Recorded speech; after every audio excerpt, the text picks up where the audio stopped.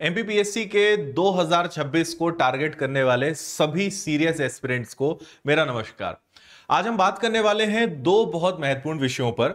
एक तो मैं आपको बताऊंगा कि पिछले 4-5 वर्षों में एमपीपीएससी के जो कट ऑफ का ट्रेंड है वो कैसे चल रहा है, कितना बदलाव आ रहा है, वैकेंसीज में कितना बदलाव आ रहा है।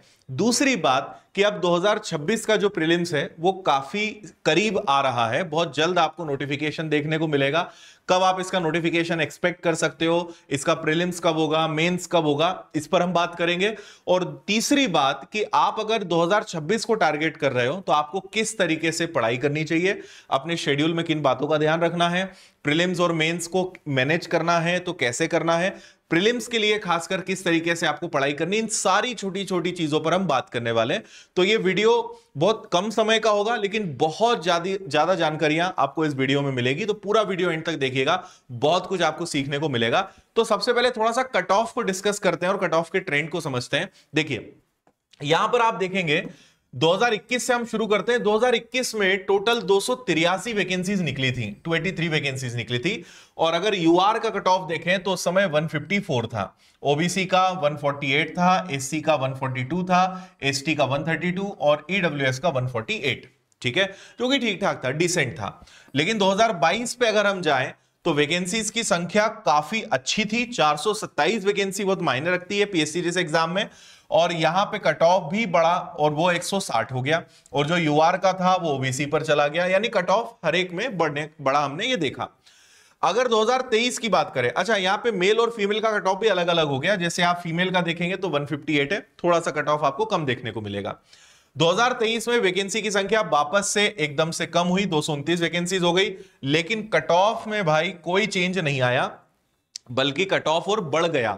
यानी जैसे ही जब भी किसी एग्जाम में वैकेंसीज ज्यादा होती है या जहां थोड़ी उसकी चर्चाएं बढ़ जाती हैं तो बहुत सारे स्टूडेंट उसकी तैयारी में जुट जाते हैं, और वो एक बहुत बड़ा कारण होता है कि उसकी कट ऑफ को बढ़ा देते हैं। तो आपने यहां पे देखा 162 कट ऑफ गया। 2024 पे अगर हम जाते हैं तो वैकेंसी की संख्या सबसे कम देखी गई, मात्र 110 वैकेंसी, इतने बड़े राज्य में इतने प्रतिष्ठित एग्जाम के लिए। लेकिन भाई कट ऑफ पे बहुत फर्क नहीं पड़ा, कट ऑफ 162 था जो 160 पर आ गया। यानी वैकेंसी की संख्या आप देखेंगे तो बहुत ज्यादा ड्रॉप हुई, लेकिन कट ऑफ में बहुत ज्यादा फर्क आपको देखने को नहीं मिला। 2025 के प्रीलिम्स की अगर बात करें तो 2025 के प्रीलिम्स में 2025 में नोटिफिकेशन में 158 वैकेंसीज थी, मतलब कोई बहुत ज्यादा वैकेंसी की संख्या में बढ़ोतरी नहीं हुई है, 110 से 158 हुई। लेकिन कट ऑफ आप देखेंगे तो वो 158 के आसपास गया यूआर का। अगर आप अब इस सबको ध्यान से देखते हैं, 2026 में भी बहुत ज्यादा वैकेंसी की उम्मीद नहीं है, इसी के आसपास आपको वैकेंसी देखने को मिलेगी। लेकिन जो सबसे बड़ी बात है कि हम क्या कट ऑफ मान सकते हैं, तो मैं हमेशा आपको सजेस्ट करूंगा कि आप 160 से एटलीस्ट 165 को आप हमेशा अपने दिमाग में रखें, क्योंकि इससे कम कट ऑफ जाना थोड़ा सा असंभव सा है, क्योंकि वैकेंसीज की संख्या सबसे ज्यादा कम हो गई है। और जो सीरियस एस्पिरेंट्स है, जो दिन रात डिप्टी कलेक्टर या डीएसपी या एक प्रशासनिक अधिकारी का सपना देख रहे हैं, तो वो लोगों की संख्या तो अच्छी खासी है। तो आप मान के चलिए कि, और जीएससी सबसे मेन आपका जो पेपर फर्स्ट होता है वही सबसे इंपॉर्टेंट है। और अगर उसकी बात करें तो मेरा सजेशन तो यही रहेगा कि 80% से लेकर 85% आपका हमेशा टारगेट होना चाहिए। यानी 160 से 170, 160 प्लस नंबर की तो रणनीति और सारी प्रैक्टिस, सारा नॉलेज आपका ऐसा होना चाहिए कि 160 के ऊपर तो आप लाएं। लेकिन अगर आप चाहते हैं कि सर ऐसा कोई स्कोर हमें पता चल जाए कि हम हर हाल में सेफ रहें, तो 165 से 170 के आसपास अगर आप लाते हो तो बहुत हद तक संभावना है कि आप हर प्रकार से सेफ रहोगे, मतलब इतना तो कट ऑफ आप निकाल ही लोगे। बाकी फिर कैटेगरी वाइज और डिपेंड करता है, मैं अभी सारी बातें यूआर के हिसाब से कर रहा हूं, बाकी सारी कैटेगरीज का पूरा एनालिसिस आपके सामने है, तो उसके अकॉर्डिंग आप एक एवरेज सब चीजों का लेकर चल सकते हो। बट अगर हाईएस्ट बात करें तो 80 से 85%, यानी 160 से 170 नंबर के बीच में आपके नंबर अगर आते हैं तो बहुत हद तक संभावना है कि आपका प्रीलिम्स निकल जाएगा। अब 2026 में, अच्छा अभी आपको पता है कि कोर्ट केस चल रहा है, तो अभी 87%, 13% वाला भी मामला चल रहा है। तो जो प्रोविजनल कट ऑफ है 2021 से 2024 तक का, वो भी आप यहां पे देख सकते हो। ठीक है, अब अगले प्रश्न का आपको मैं जवाब देता हूं कि 2026 का जो नोटिफिकेशन है वो कब आएगा, एग्जाम कब हो सकता है इसका प्रीलिम्स। तो आपने देखा होगा कि हर साल पीएससी अपना जो एग्जाम कैलेंडर है, एग्जाम कैलेंडर बोल रहा हूं मैं, एग्जाम का जो नोटिफिकेशन है प्रीलिम्स का और ओवरऑल, तो वो जनरली जो है दिसंबर में आता है। दिसंबर में आपको नोटिफिकेशन देखने को मिलेगा। हर साल के अंत में, इवन कई बार तो हमने देखा है कि आखिरी दिन, मतलब या तो 30 या 31 दिसंबर की रात को एकदम एमपीपीएससी अपना नोटिफिकेशन जारी करता है। तो दिसंबर के आसपास आप समझिए कि नोटिफिकेशन जारी होगा। और हर बार पिछले कई वर्षों में यही हुआ है कि फरवरी में आपको प्रीलिम्स का जो डेट है वो आ जाती है। तो आपके पास अगर आप अभी जब ये वीडियो बन रहा है तो सितंबर अभी चल रहा है, तो सितंबर, अक्टूबर, नवंबर, दिसंबर, जनवरी, फरवरी, लगभग 5 से 6 महीने का समय आपके पास है। अगर सितंबर में आप ये वीडियो देख रहे हो तो फरवरी में एग्जाम रहेगा। और अगर अभी से आप लग जाते हो तो आपके पास बहुत अच्छा मौका है कि आप प्रीलिम्स की काफी चीजें कवर कर सकते हो। अगर आप सोचो कि दिसंबर में नोटिफिकेशन आए और फिर मैं जनवरी और आधे फरवरी या फरवरी में तैयारी करूं 1 से 2 महीने, कोई मतलब नहीं है, क्योंकि सिलेबस इतना बड़ा है, इतनी सारी चीजें हैं कि आप 1-2 महीने में नहीं कवर कर पाओगे। और जो पिछले वर्षों का ट्रेंड रहा है तो मेंस जनरली मई जून में होता है, और फिर इंटरव्यू की डेट का भी ऐसा कुछ भी तय नहीं है, क्योंकि आपको पता है कि रिजल्ट्स में कई दिक्कतें हैं और अभी पुरानी चीजें क्लियर होते हुए आ रही हैं और काफी हद तक पुराने रिजल्ट्स और जितनी पेंडिंग चीजें थी वो क्लियर हो चुकी हैं। तो ये डेट है, लगभग आप फरवरी में बिल्कुल तैयार रहें 2026 के प्रीलिम्स के लिए। अब आपको यह समझना है कि आप उसके लिए कितने तैयार हैं। आगे मैं आपको जल्दी से बता देता हूं, अगर आप में से कोई नए बच्चे हैं जिनको ये नहीं पता है कि प्रीलिम्स में क्या आता है, तो आप यहां पे देखें। एक पेपर 1 जीएस का होता है, फिर सीसेट का पेपर होता है, 100 क्वेश्चन, 2-2 नंबर का पेपर, हर प्रश्न होता है। तो 200-200 नंबर के आपके दोनों पेपर, 2-2 घंटे का समय होता है। और सीसेट सिर्फ क्वालिफाइंग होता है। आपके मेन जो मार्क्स हैं या मेन जो मेरिट लिस्ट बनती है, जो कट ऑफ तय होता है, वो हमेशा जीएस के आपके पेपर 1 के आधार पर बनता है। ठीक है, इसके बाद आपका मेंस होता है। यहां पे एक और चीज हमने हाईलाइट करी कि साइंस बैकग्राउंड के जिन विद्यार्थियों को एमपीपीसी फॉरेस्ट देना है, उन्हें दोनों पेपर में अधिकतम अंक लाने होंगे, क्योंकि दोनों के आधार पर ही उनका कट ऑफ बनता है। जैसे अभी हमने एक वीडियो भी, एक पोस्ट मैंने डाला था, उनका वीडियो भी हम जल्द लाएंगे। जो हमारे एक स्टूडेंट थे जो फॉरेस्ट रेंजर या क्या पद था उनका, एक स्टूडेंट जो अभी फॉरेस्ट में बने थे, तो उनका वीडियो भी हम दिखाएंगे। उन्होंने जो फॉरेस्ट का, अगर कई बच्चों का टारगेट होता है तो आप इन दोनों एग्जाम्स, मतलब दोनों पेपर में आप अच्छा स्कोर करोगे तो फिर आप फॉरेस्ट के जो एग्जाम्स हैं उसके लिए भी आप क्वालिफाई कर सकते हो। कई बच्चों का टारगेट वो होता है। चलिए आगे बढ़ते हैं। प्रीलिम्स के सिलेबस को मैं जल्दी से बता दूं। आपको पता है टोटल 10 यूनिट्स होती है। यूनिट नंबर 1 से यूनिट नंबर 10 हमने यहां पे सारी दी हुई है, तो ये आपको वैसे पता होना चाहिए। अब आप अंदाजा लगा लो कि अगर कोई बच्चा सोचे कि वो 2 महीने में इतना सब कुछ पढ़ लेगा, क्योंकि ये सब अपने आप में बड़े डिटेल्ड सब्जेक्ट्स हैं, तो ये 1 या 2 महीने का मजाक नहीं है, हलवा नहीं है कि आप कुछ ही दिनों में इसको कर लोगे। समय लगेगा भाई आपको इसके लिए। ठीक है, और मैंने इसके कई वीडियोस भी डाले हैं, हमारे टीचर्स ने भी इस पे कई वीडियो बनाए हैं डिटेल में, जहां पे यूनिट वाइज सारी चीजें एक्सप्लेन करी हुई है कि भारत का इतिहास है तो उसमें कौन कौन से टॉपिक्स हैं, मध्य प्रदेश का इतिहास, संस्कृति, साहित्य है तो उसमें कौन कौन से टॉपिक्स है। तो ये सारी चीजें आपको वहां देखने को मिल जाएंगी। ये टोटल 10 यूनिट है। और सबसे अच्छी बात मैं आपको बताता हूं कि अगर आपको पीएससी की तैयारी करनी है, आप किसी कारण से इंदौर विनर्स इंस्टीट्यूट नहीं आ पा रहे हो, बड़े शहर नहीं आ पा रहे हो, आप ऑनलाइन भी पढ़ सकते हो। पूरा सिलेबस बहुत अच्छे से विनर्स की एप्लीकेशन पर घर बैठे आप पढ़ सकते हो। इवन यूनिट वाइज पूरी प्रीलिम्स की सारी किताबों का सेट भी उपलब्ध है, जिसकी जानकारी मैं आपको लास्ट में दूंगा। तो आप पूरी किताबों का सेट भी बुला सकते हो और अच्छे से आप सेल्फ स्टडी भी कर सकते हो। बाकी ऑनलाइन कोर्स लोगे तो वीडियोस के माध्यम से पढ़ना बहुत आसान हो जाता है। इसके बाद मेन से, लेकिन मेंस की बात फिर हम आगे कभी करेंगे, क्योंकि यहां तो आपका पहला पेपर जो है प्रीलिम्स में वो आपका जीएस का होता है, सेकंड पेपर आपका जो है सीसेट का होता है, जिसमें मैथ्स, रीजनिंग और आपके हिंदी के प्रश्न आते हैं, जो जनरली सबसे बन जाते हैं। और क्योंकि क्वालिफाइंग है तो एक ठीक ठाक नंबर लाके उसको सब लोग क्वालिफाई कर ही लेते हैं। ठीक है, अब हम आते हैं हमारे सबसे आज के महत्वपूर्ण विषय पर कि आपकी रणनीति क्या होनी चाहिए अगर आपको 2026 निकालना है तो। ठीक है, और अभी हम सिर्फ प्रीलिम्स की बात करेंगे, लेकिन आपको पता है कि प्रीलिम्स केवल अपने आप में प्रीलिम्स नहीं होता है, आपको थोड़ा सा मेंस भी उसके साथ मिक्स करना पड़ता है। तो मैं आपको जो पॉइंट्स बताने जा रहा हूं उन सारे पॉइंट्स को बहुत ध्यान से सुनिएगा। देखिए, सबसे पहली जो महत्वपूर्ण चीज है वो है आपका सिलेबस। आपको पहले तो ये पता होना चाहिए कि मुझे कौन कौन से चैप्टर्स पढ़ने हैं, कौन कौन से सब्जेक्ट्स पढ़ने हैं, उनके अंदर कौन कौन से टॉपिक्स हैं, कौन से चैप्टर्स हैं। और सबसे पहले आपका टारगेट होना चाहिए कि मुझे पूरा सिलेबस खत्म करना है। कोई रणनीति या कोई ऐसी चीज आप खूब देख लें, लेकिन आप अगर सिलेबस कंप्लीट नहीं कर पा रहे हैं तो वो सब बेकार है। आपकी पहली और मोस्ट इंपॉर्टेंट प्रायोरिटी यही है कि आप सबसे पहले हर हाल में सिलेबस को कंप्लीट करें। ठीक है। और इसीलिए हमने इसको पॉइंट नंबर 1 को सबसे ऊपर लिखा है कि भाई सिलेबस कंप्लीट हो, क्योंकि देखो हर चीज 2-3 स्टेप्स में होती है। सबसे पहले आपको सिलेबस कंप्लीट करना होता है, फिर आपको रिवीजन करना होता है टाइम टाइम पर, और फिर आपको प्रैक्टिस करनी होती है। तो प्रीवियस ईयर्स के क्वेश्चंस का आप एनालिसिस करोगे, टेस्ट सीरीज आप लगाओगे, तो आपको उससे समझ में आएगा कि अभी कहां पर आपको और काम करने की जरूरत है।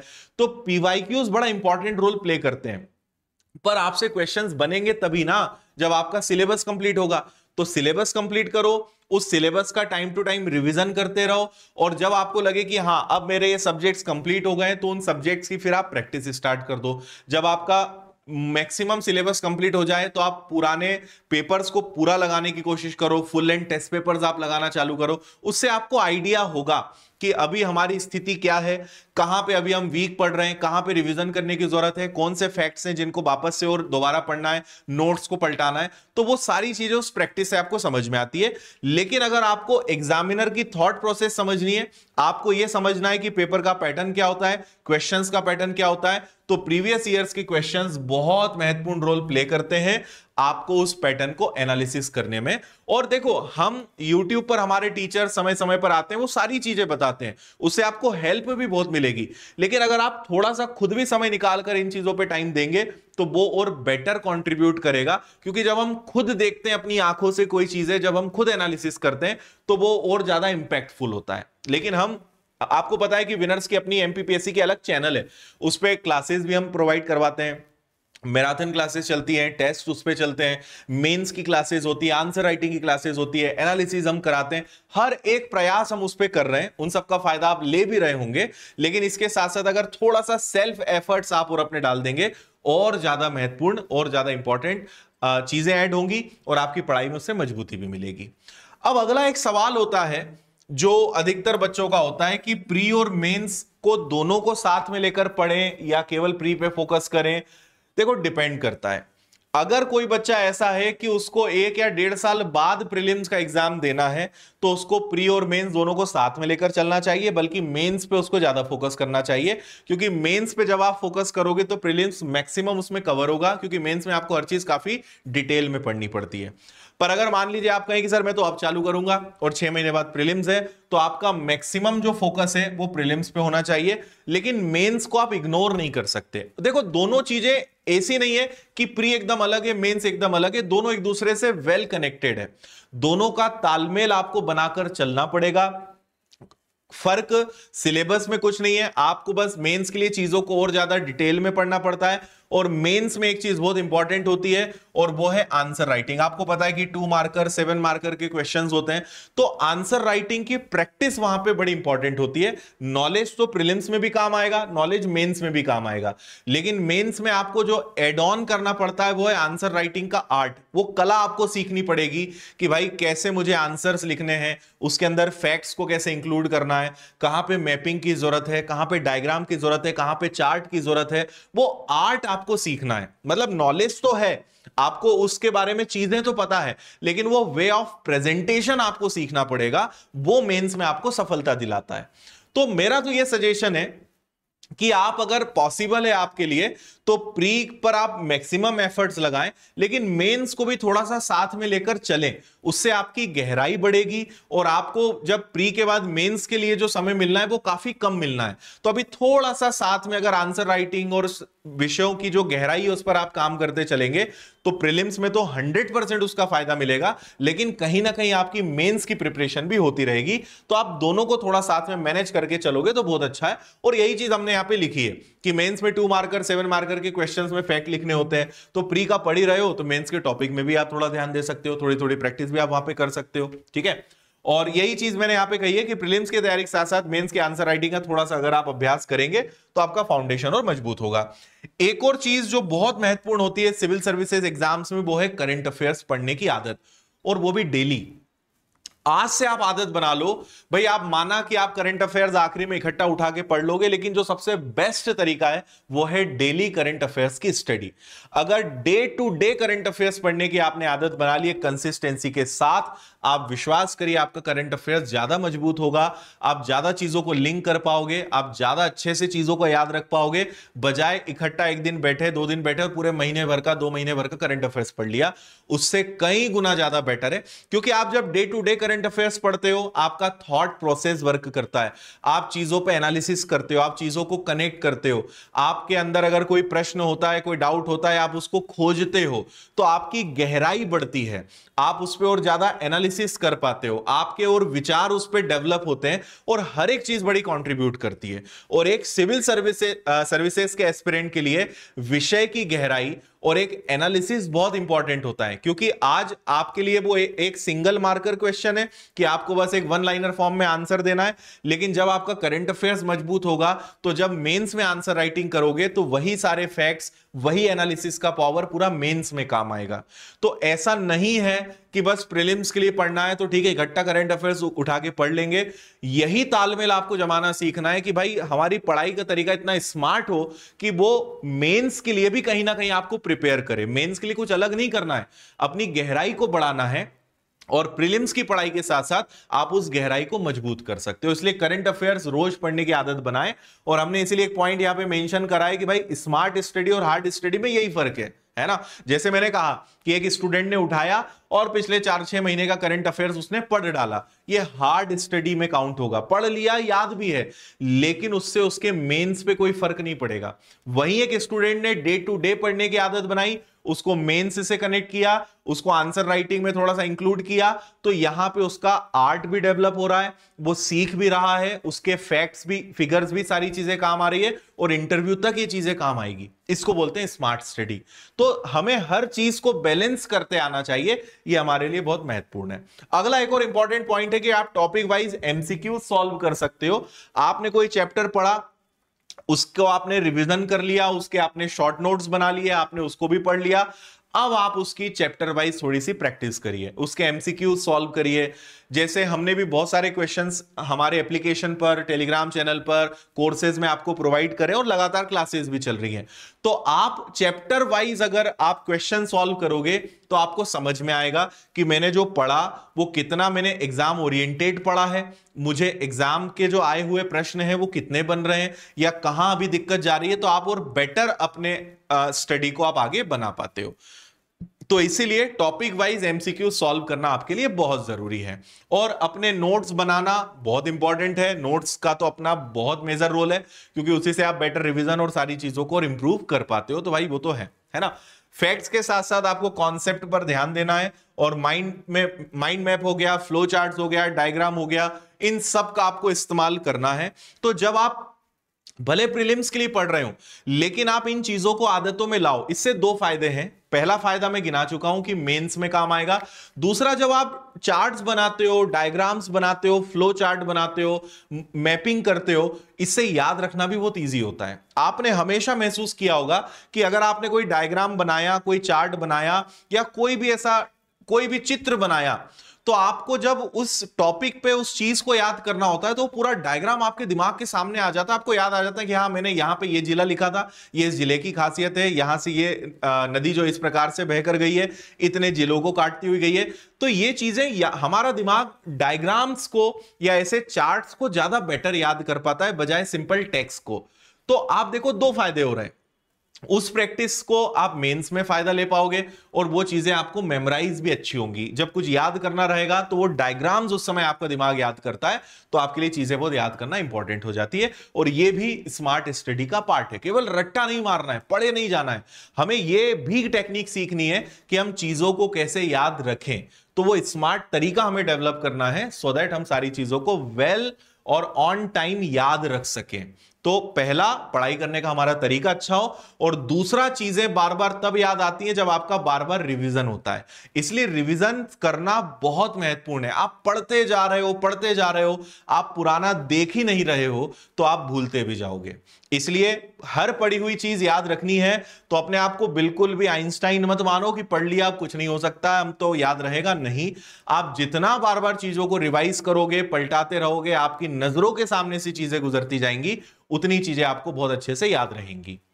तो ऐसी मैं उम्मीद करता हूं कि ये जो बातें हमने करी हैं आपके लिए बहुत हेल्पफुल रहेंगी। And at the last, the most important thing is consistency. ठीक है, 2 दिन पढ़ लिए, 4 दिन छुट्टी मार दी, 1 हफ्ते पढ़ लिए, फिर 4 दिन गायब हो गए, इससे बेटर है आप पढ़ाई ना करें, क्योंकि इससे कभी आप सक्सेस नहीं हो पाएंगे। कंसिस्टेंसी बहुत इंपॉर्टेंट है।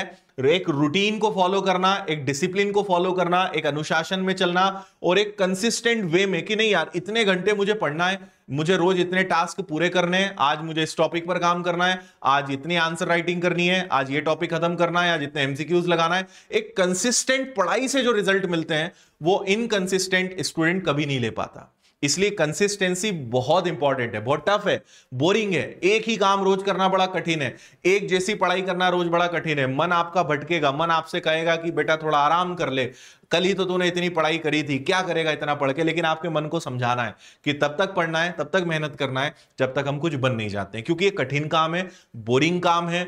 मन कहीं भागेगा, दिल कहीं भागेगा, दिमाग कहीं भागेगा, आपको सबको एक जगह बिठाना है कि सब एक जगह रहो और केवल अपने टारगेट पर फोकस करो। तो बहुत इंपॉर्टेंट है, क्योंकि भटकाव हर किसी की जिंदगी में होता है। एक समय के बाद आपको सारी चीजें जो है दिक्कतें देती है, लेकिन वही हमें समझाना है और वही अपने इमोशंस को, अपनी सारी चीजों को कंट्रोल करना है और पूरा फोकस अपनी पढ़ाई पर लगाना है। तो आपको इस वीडियो से हेल्प मिली होगी, ऐसी मैं उम्मीद करता हूं। कमेंट करके मुझे जरूर बताइएगा। और अगर आप घर बैठे बहुत अच्छी तैयारी करना चाहते हो तो विनर्स के ऑनलाइन एप्लीकेशन पर, विनर्स इंस्टीट्यूट ऐप पर अधिकारी बैच चल रहा है। 1 ईयर का फाउंडेशन बैच है, जिसमें प्री मेंस हर एक चीज की, इंटरव्यू तक की तैयारी आपको हम कराते हैं। प्रॉपर तरीके से आपको यूनिट वाइज सारी चीजें इसमें मिलेंगी। प्रीलिम्स का भी बैच आएगा, लेकिन उसमें समय है, पर मेरा सजेशन है कि आप अगर फाउंडेशन ज्वाइन करोगे तो बेटर है। एंड सबसे बेस्ट थिंग कि हिंदी और इंग्लिश मीडियम सेपरेट है। आप कोई भी मीडियम के हो, आप हिंदी या इंग्लिश जो बैच चाहें वो ले सकते हैं। तो 4999 में पूरा बैच मिल जाएगा, complete preparation pre plus mains की आपको इसके अंदर मिल जाएगी। अगर आप चाहते हैं कि नहीं हमें तो ऑफलाइन इंदौर आकर पढ़ना है, तो अगेन 2 ऑप्शन है, आप 1 ईयर का फाउंडेशन ज्वाइन कर सकते हो। अगर कोई बच्चा 12th कंप्लीट कर लिया या फर्स्ट ईयर में है तो वो 3 इयर्स का फाउंडेशन बैच ज्वाइन कर सकता है। ये भी आपको हिंदी इंग्लिश दोनों मीडियम में मिल जाएंगे, pre plus mains plus interview के। और टेस्ट सीरीज भी उपलब्ध है, आपको 55 टेस्ट पेपर्स मिल जाएंगे ओनली 199 में। पूरी प्रीलिम्स की पूरी यूनिट वाइज किताबों का सेट आपको 1899 में मिल जाएगा। घर बैठे आप पूरा सेट बुला सकते हो। और इससे भी अच्छी चीज मैं आपको बताता हूं कि आप एक कॉम्बो ले लो, जिसमें ऑनलाइन कोर्स भी आपको मिल जाएगा, पूरी प्रीलिम्स किताबों का सेट मिल जाएगा, विनर्स का बैग मिल जाएगा, 6699 18 महीने की वैलिडिटी। सबसे बेस्ट चीज है, आप ये लीजिए। तो प्रॉपर किताबें भी घर बैठे मिल गई और ऑनलाइन कोर्स भी आपको मिल गया, हर एक चीज इसमें आपको मिल जाएगी। तो ये अधिकारी फाउंडेशन बैच कॉम्बो आप ले लीजिएगा। विनर्स की ऐप पर जाएंगे आप पेड कोर्स सेक्शन में, तो एमपीपीएससी कैटेगरी में जाना, वहां सारे ऑप्शंस मिल जाएंगे। अच्छे से जो कोर्स चाहिए वो देख लो, मीडियम अपना अच्छे से चुन लो। ये वाला सेट अभी केवल हिंदी मीडियम में उपलब्ध है, इंग्लिश में आने में समय है। तो प्रीलिम्स का किताबों का सेट अभी हिंदी माध्यम वाले बच्चे ही ले पाएंगे। और मेंस की भी हमारी लगातार किताबें आ रही, अपडेटेड। आपको पता है अभी सिलेबस चेंज हुआ है, तो हम नई और बेहतरीन किताबें बना रहे हैं। तो ये किताबें आ चुकी हैं। बाकी हर एक विषय की, हर एक यूनिट की आपको बहुत बेहतरीन किताब विनर्स की मिलने वाली है। तो आप इन किताबों को लें और अपनी तैयारी को, अपनी प्रैक्टिस को, अपने आंसर राइटिंग को भी मजबूत करें। तो ये सब आपको विनर्स इंस्टीट्यूट ऐप पर मिल जाएगा। इंदौर आकर पढ़ना है तो ये एड्रेस है, और किताबों के लिए विनर्स पब्लिकेशंस ऐप है। और कोई दिक्कत परेशानी है तो आप हमसे कॉल या मेल करके जानकारी ले सकते हैं। पूरी उम्मीद है कि इस वीडियो से आपको एक नई दिशा मिली होगी, कुछ डाउट्स आपके क्लियर हुए होंगे, आपको कई सारी चीजें सीखने को मिली होगी और आपको समझ में आया होगा कि हमें आग लगने पर कुआं नहीं खोदना है, पहले से खोद कर रखना है। क्योंकि नोटिफिकेशन तो 100% आएगा, फेब में आपका प्रीलिम्स का एग्जाम 100% होगा। आप पहले से कितने अपने आप को तैयार रख रहे हैं, यह प्रश्न आपको खुद से पूछना है। विनर्स इंस्टीट्यूट इस यात्रा में आपके साथ है। पूरे हमारे एक्सपर्ट टीचर्स एमपीपीएससी के वो सब आपके साथ हैं। यूट्यूब क्लासेस के माध्यम से, एप्लीकेशन के माध्यम से, सोशल मीडिया के माध्यम से, हर जगह हम हर एक चीज आप तक पहुंचा रहे हैं। आप जुड़े रहिए, फायदा उठाइए, मेहनत करिए और जल्दी से सिलेक्ट होकर आप हमसे फिर मिलने आइए। इसी के साथ आप सभी को बहुत सारी शुभकामनाएं। आपका दिन शुभ हो और हमेशा खुश रहें, मस्त रहें, मुस्कुराते रहें। जय हिंद।